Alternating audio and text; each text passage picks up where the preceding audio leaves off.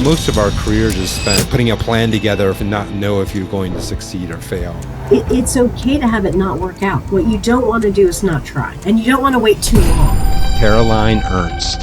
Caroline, truly, she's so deeply passionate about helping independent distributors succeed in this crazy, evolving digital landscape. Caroline knows the mid-market distribution space better than anyone else that I know.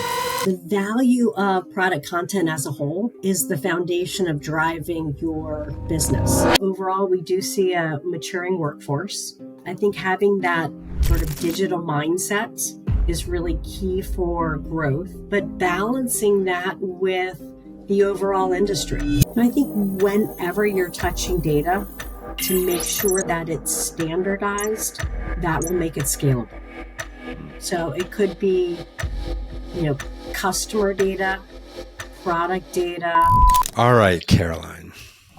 So a couple weeks ago, we were actually having this conversation about product content, and you said something interesting that I'd like to start this off with, which is the value of product content is not just about e-commerce. It's a bunch of other things. Can you talk about what you meant there and what you kind of think about product content as a whole? Sure. Thanks, Justin. The value of product content as a whole is the foundation of driving your business. So whether that is someone transacting online or through Punchout or driving your warehouse management system or your ERP, any of your business systems are going to be driven by product content. And so it's the distributor's choice for how to manage and standardize that product content.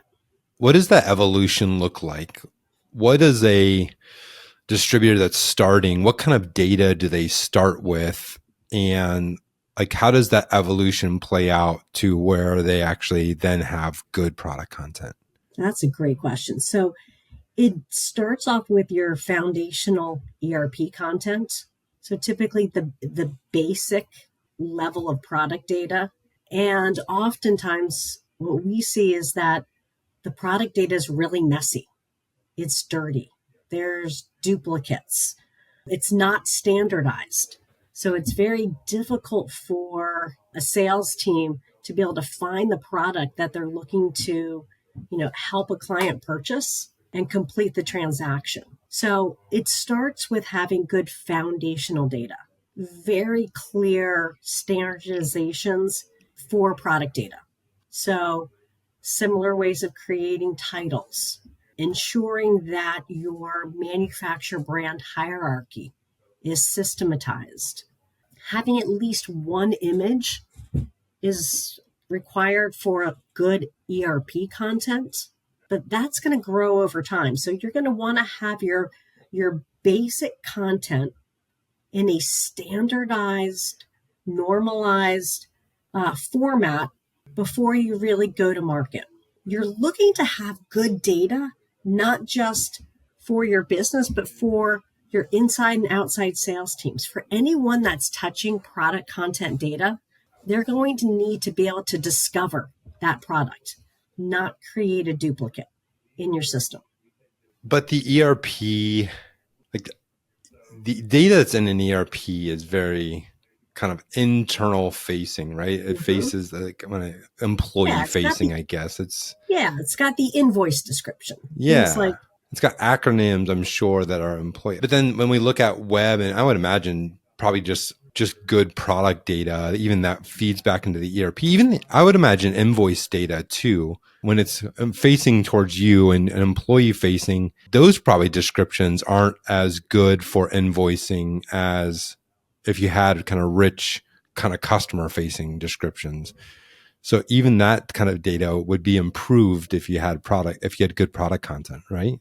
It could be. I mean, that's a very standardized field. And when we look at product content, there's different layers to it, right? So let's even step back. First, it's collecting all the product data, right? So it can be a challenge for a distributor. Let's just take in the industrial industry where they have relationships with 2,500 different manufacturers. and to bring in all that product data, make sure it's updated, and then standardize it, and then be able to have that standard available to all the different constituents, whether it's a sales team or whether it's online, is a pretty daunting task. Why don't you explain, Caroline, your role and talk a little bit about AD? Because I think it's important for people to understand how you're kind of serving in an e-commerce role within a number of distributors. And I think it'd be helpful for people to understand kind of what AD is and then more importantly, what the role of your department in e-commerce solutions looks like. Awesome. Thanks, Justin. That's probably a really good place to start. AD, why don't we actually, can we just start with who AD is? Yes, because some please. people may not know. AD is the largest North American buying group. We go across US, Canada, and Mexico. We have about 1,400 independent distributors that are members. We're member owned and member governed. So this community is one where, as part of AD eCommerce Solutions, we serve the community to help advance them in their digital journey. And so what that really means is we try to make data a competitive advantage for the distributors. So we work with AD and non-AD suppliers. We have about 6,000 brands in our catalog. And so we've created this proprietary process by which we are ingesting supplier product data directly from their source of truth into our proprietary process, where it goes through a series of automations and AI, and then makes that product data available for the member community. So it's normalizing, standardizing, and categorizing the product data. So the distributor doesn't have to collect all these different disparate data and then be really good at data organization and standardize it all and make sure it's always updated in order to present a really great end customer experience. So we've known each other for a while since you first took this role. Why did AD start with content versus something else, platforms and strategy and things like that? You started with product content. And I'm curious on what the reaning was behind that. It's actually our 10-year anniversary. So of the team? This AD Commerce Solutions was initiated 10 years ago and then launched in February of 2016. And it's a natural evolution to focus on product content because AD sits between the manufacturers and the distributors. And so as a buying group, we have relationships with those suppliers that then we can ask them for their product file, right? And then over time, automate that ingestion of product data. So that's why it naturally, when you think about where AD can make a difference, it's really in the data ecosystem because we touch both endpoints, the manufacturers and the distributors. How many SKUs do you guys have in your, would you call it a data pool? Is a data pool a good, yes. a good it's word a data for it? pool of right now 7.6 million SKUs. My goodness. And last year in 2024, we updated 13 million. So we are making more updates than even creating new SKUs at this point. So you have 7.6 million SKUs, and then you updated a number of products twice during that year. Multiple times. So about 80% of our database has shipping weights and dimensions. And that's something that we're not 100% complete on. So we're constantly adding to it. This year, we launched SKU associations. This is supplier provided associations. This is merchandising. It's merchandising, so it's repair parts, it's related accessories, functional equivalents. So again, we're updating a SKU with all of these associations and then working with our e-commerce partners to layer on dynamic product recommendations to really elevate the end customer experience. So your Your distributors, would you call it subscribe? Hmm. Subscribe Participate. to the data Yep. pool, participate in the data pool, and they're able to pull down. So you aggregate this content from suppliers, and then you do work. I would imagine you do a bunch of work to that content, right? Hmm. You've used the word normalize a number of times and organize that data, and then the distributors can actually pull that data from the data pool and use it themselves. How would someone do that if they weren't a part of something? Like, what would the distributors do if they weren't part of that? They would be reaching out to all the manufacturers they Mm, work with, asking them for a file, or working with that supplier to automate the ingestion. that's interesting. What role do the other standards, I don't know if they're called standards bodies, but like in electrical, we have IDEA and IDW. What role do those organizations play in relationship to you guys? Well, they're key partners of AD. So ETIM, which is a global standards, particularly for manufacturers, is a partner of AD, Mm. and IDEA, NAD, NEMRA, those are partners of AD. So we work very closely with them to ensure that we're working towards the greater industry. And so for AD, those are the independents in the industry. How does an independent differ from a national distributor? A national distributor is national across the entire country. Typically, independents are more regionally focused. How does I would imagine with an independent distributor, it has different dynamics in it too. The independent distributors that I met are family owned, Mhm. or a lot of them are family owned, and that creates its own dynamic inside of that organization, even towards digital, because you have kind of younger generations that are more prone to adopt digital, and then you have older generations. I'm always interested to hear people's perspective on how that plays out in your perspective when it comes to digital. All organizations need a foundation of good product data. Hmm. So I think the organizations understand that their challenges are not unique when it comes to product data. A lot of businesses have messy data, have multiple sources of truth of data, duplicates, and so they struggle with similar challenges that AD can step in and help. And then a lot of AD members really are growth companies. That's what we focus on, is helping to grow the industry. And so they have that growth mindset. So they're Hmm. looking for different accelerators in the marketplace, and having good product data is really the foundation for that.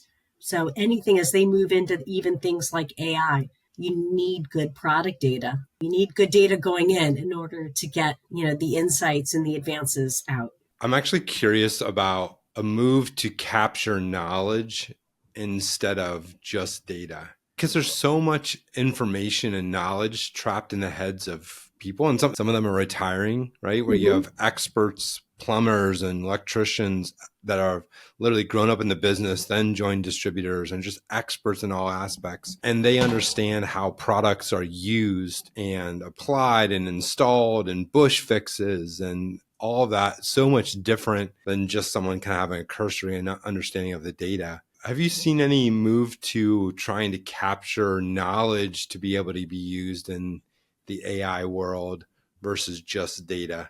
I think we see a maturing workforce, and better product data is going to help fill those knowledge gaps over time. Do you have distributors that are downloading data and not using it for e-commerce, just using it for Mhm. their internal uses?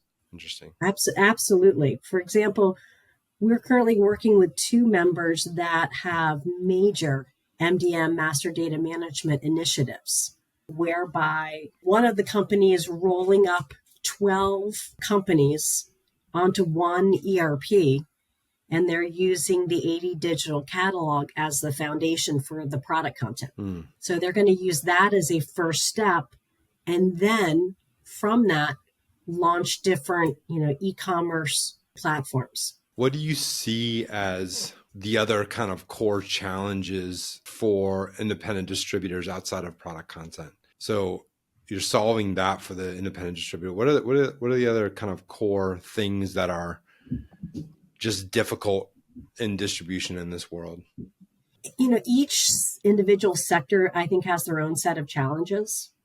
Overall, we do see a maturing workforce. I think having that sort of digital mindset is really key for growth, but balancing that with the overall industry. Suppliers, some of them are looking to go more direct to the end customer. And so distributors need to work hard to continue to add value beyond just moving boxes. So continue to be more of the solution sellers that they are today. What role does digital play inside of distributors? Is it a have to have? Is it a some can use it, some don't have to use it? What's your perspective on the importance of digital? So every distributor needs good, clean data. When it comes to digital is going to enable a faster transaction. And that can mean a lot of different things. It could be the inside sales team being able to match a quote faster and then be able to respond back to that quote. So having good product data there.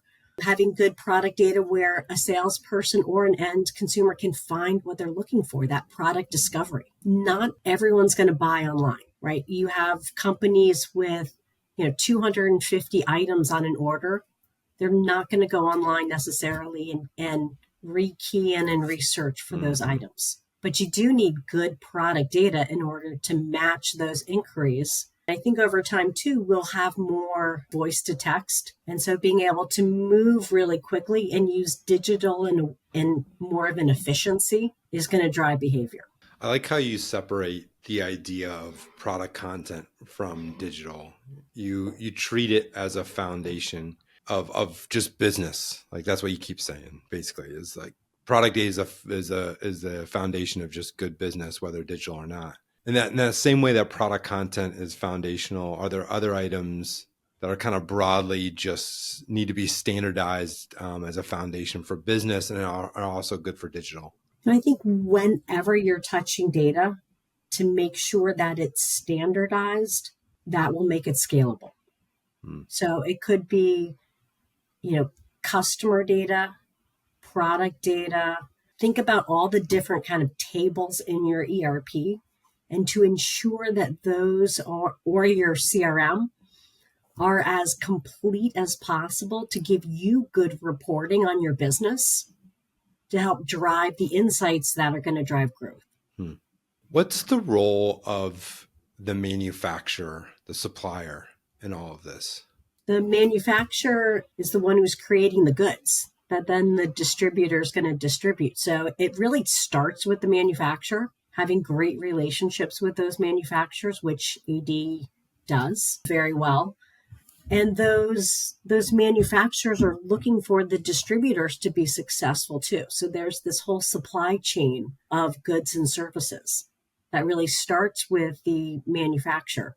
Have you found manufacturers to be kind of at the same level of distributors, distributors needing that content, manufacturers wanting to give that content, or has that had to have been a educational process with the manufacturers themselves?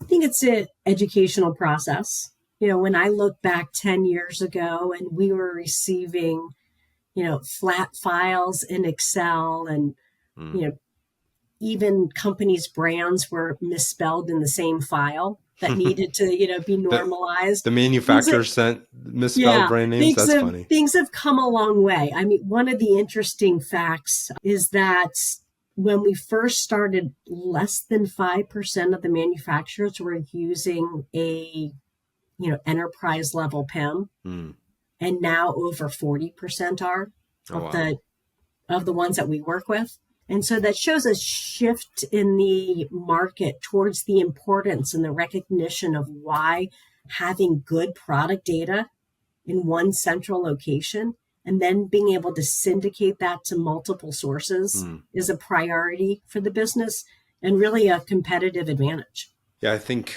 the message to manufacturers is often, you need to control your brand that's out there. And one way to control your brand is to be the one that provides that content versus someone else. I mean, because if you don't have content, I would assume, Caroline, that if you don't have content for a manufacturer, you still go and try to find it in some way, if you're not getting it directly from the manufacturer. Yeah, at this point in time, most manufacturers can supply at least foundational data. They may not have 360 images or more, the SKU associations. Right now, what we're hearing in the market is we have that data, but it's in a different database. And so, we're getting it a little bit hodgepodge and not maybe from their central source of truth.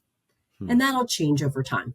What does, in 2025, what does the new things in product content bring? You mentioned 360 images. Is that an expectation out there? Is that a nice to have? Like, where's that? And then are there other things that you see on the horizon for product content needs in this year and the next year? I think with something like 360 images, it depends on the product. For more complex products, it's helpful for the buying cycle, but not every product needs a 360 image. For AD, we're going to continue to invest in content with things like SKU associations. We're going to expand our content offering to additional verticals. So AD, as a growth company, there are several areas that we've identified that we're going to expand our content assortment, and with that, the suppliers that we work with. We're going to continue to invest in our multilingual data. So we have French Canadian, we have Spanish, but not our entire, almost 8 million product database is translated. And so we'll use things like AI in order to help with that translation. How much of your product content work is done, at least assisted by AI today? Probably 100%. 100% of it?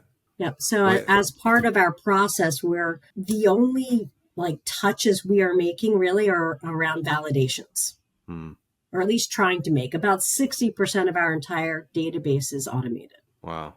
Has that always been the case, or is that something that's no? We started with suppliers sending us a flat Excel file. Tell me about the evolution actually with your team. So, I mean, 10 years ago anniversary. When did you start it? I started in April of 2016. Of 2016. So a year from now, 9 years ago. What did the evolution of your team look like over the last 9 years? It started with you. What kind of roles were kind of the first? I guess it wasn't just you. It was you and somebody else. I was the third person on the team. And we started off verticalized.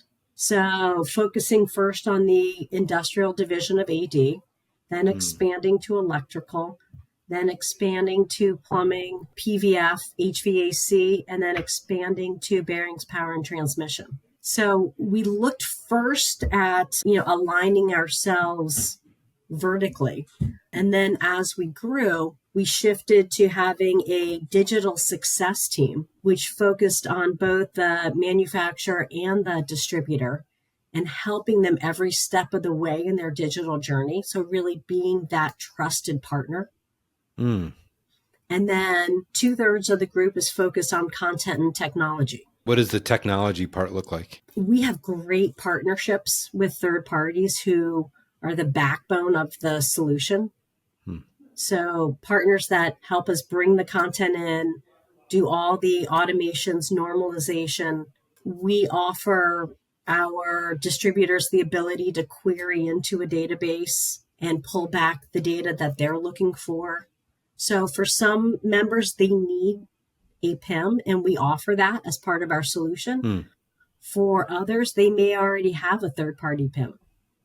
And so they just want to query specific things that they're looking for and pull back that content. So we've got lots of different ways to get data in, lots of different ways to get data out. Most importantly, we have a really great standard that was developed by the members for the members. And that's the core of what we offer.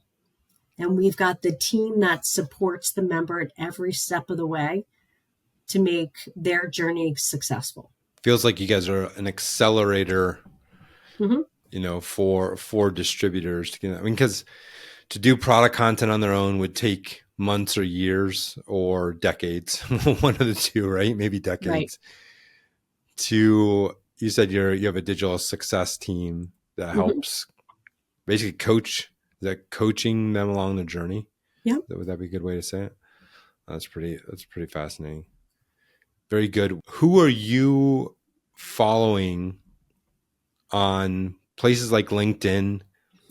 Where do you get your information? How do you stay up to speed on the new things that are happening? How do you learn this stuff? Oh, great question. Being a lifelong learner, I'm constantly looking at different places for information. So, yes, LinkedIn is a great source of information. I follow people like Paul Raitzer, who is head of the Marketing AI Institute. I follow lots of advocates in the industry, like yourself, Brian Beck, Andy Hoare. There's so many really smart people in the industry. I also go to conferences and talk a lot with our e-commerce partners. Hmm. So DataX, Precisely, Optimizely, Unilog, these are companies that they are investing in their own technology. And so I'm learning a lot from them and how they are advancing in the market with the research dollars that they have. Is there someone new? I wasn't looking for a personal plug there, just so you know. I'm actually asking because it's interesting to hear, like, just personally, I like hearing about new people. Is there anybody new in your world that you mentioned? Paul Reitzler.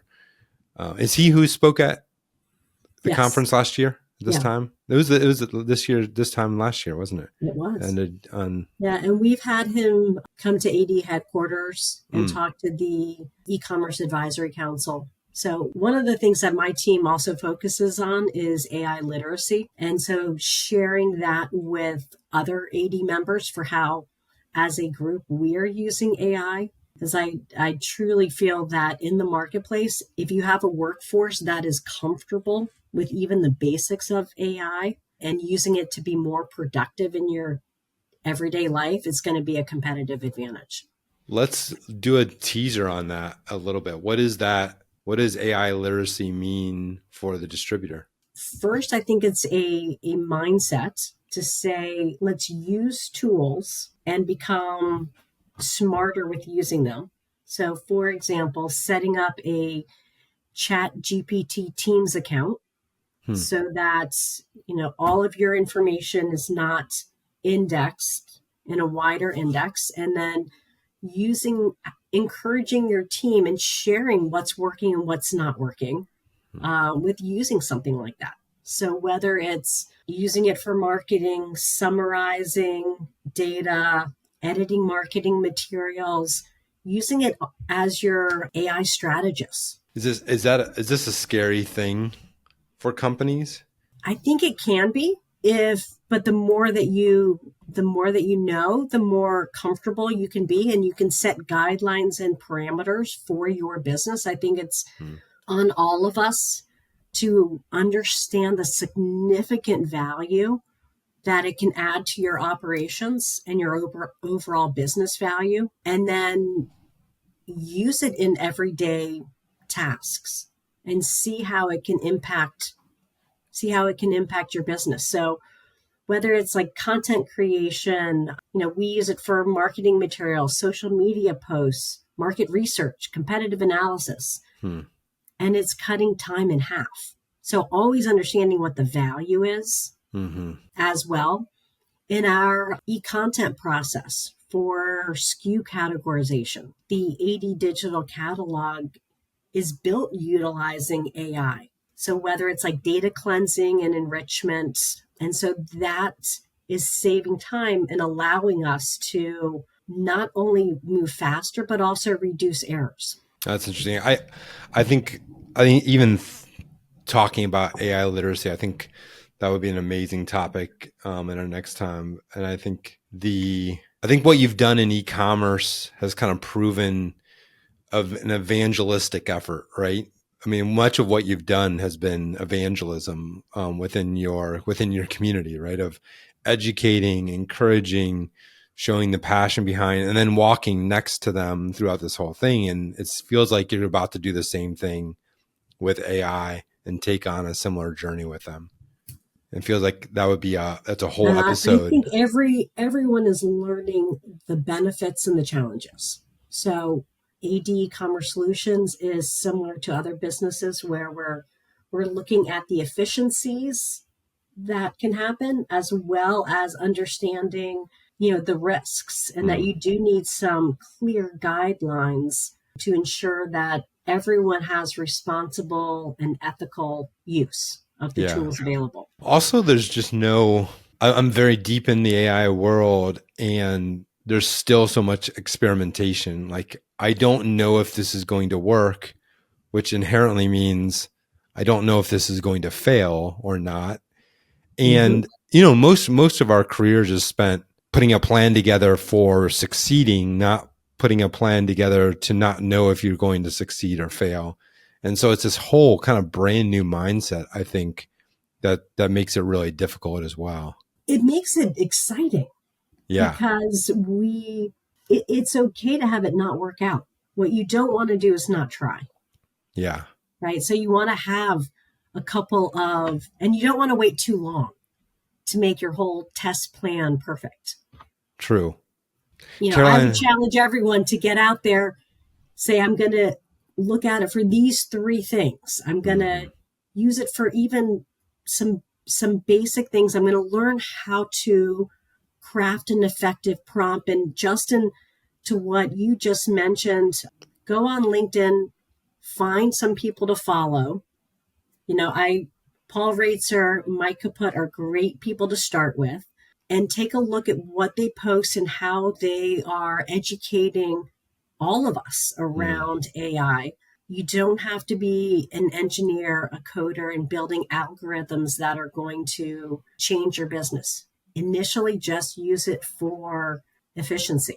We have a tech tank thing that we do, and it's next week. And it is a tech tank is like we bring in two AI startups from the fringe, and it's just for exposure. Like, hey, everybody, this is what these types of companies are doing, the types of problems they're solving. They don't get leads or anything like that.